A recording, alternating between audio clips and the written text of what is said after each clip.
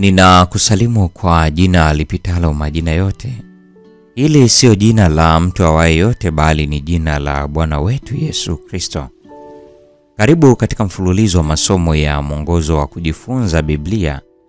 Leo ikiwa ni Januari 19, siku ya Jumatatu. Mada ya leo inasema chanzo cha umoja. Fikiria zaidi kuhusu msisitizo wa Paulo juu ya umoja katika Wafilipi 2 aya 2. Akisema kimsingi kitu kile kile kwa njia 4 tofauti. Ona pia mkazo wake juu ya nia, mawazo na hisia. Wakati viongozi wa kidini walielekea kukazia juu ya tabia ya nje, Yesu alikazia juu ya fikra na hisia zetu. Kwa mfano, mtawala kijana tajiri alidai kuwa siku zote alishika sheria.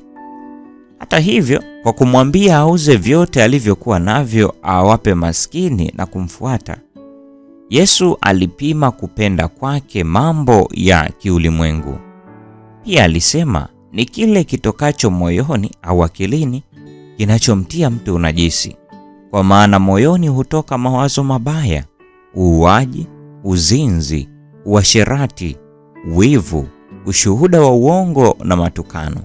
Mathayo 15 aya ya 19. Na kinywa cha mtu huyanena ya ujazayo moyo wake. Mathayo 12 aya ya 34. Soma Wafilipi sura ile ya 2 ya 3 na ya 4.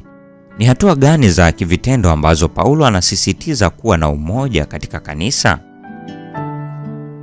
Maneno ya Paulo yanatoa mfano wa unyenyekevu.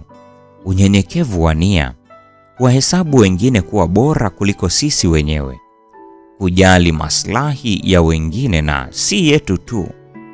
Ni rahisi kusema kuliko kutenda, sivyo? Lakini hizi ni kanuni muhimu kukumbuka katika mahusiano yetu yote.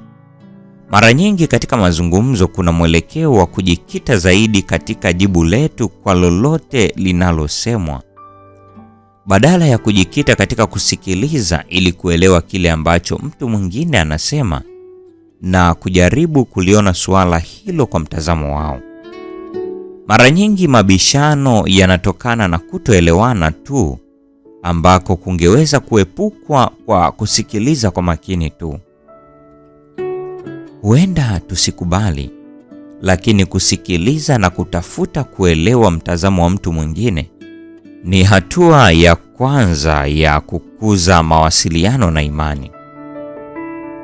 Paulo anazungumzia umoja unaoletwa na Roho katika Waefeso 4 aya 3, unaosababisha kifungo cha amani. Waefeso 4 aya 3. Ikiwa kuna ugomvi katika kanisa, Roho Mtakatifu anaweza kuleta amani na kutufanya tuwe wamoja na kuleta mapatano. Katika sura hiyo hiyo, Paulo anazungumzia umoja wa imani na kumfahamu sana mwana wa Mungu. Waefeso 4:13. Mambo hayo mawili yanahusiana: kuwa na imani ile ile, ufahamu ule ule wa maandiko unaotokana na kumjua Kristo na mafundisho yake ni muhimu kwa ajili ya umoja kutawala kati yetu. Ni aina gani ya kuifia nafsi ingetufikisha mahali ambapo kwa hakika tunawahesabu wengine kuwa bora kuliko sisi wenyewe? Tunawezaje kujifunza kufanya hivyo? Uhusiano wetu ungekuwa tofauti kiasi gani ikiwa sote tungeishi hivyo?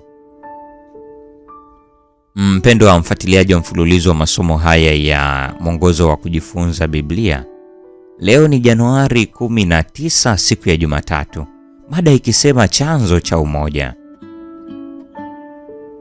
Na kwa nukta hiyo basi tunakuwa tumefikia tamati ya tafakari ya mada hii siku ya leo. Neema ya Bwana wetu Yesu Kristo, pendo la Mungu na ushirika wa Roho Mtakatifu dumu kwa pamoja nasi sasa na hata milele. Amina.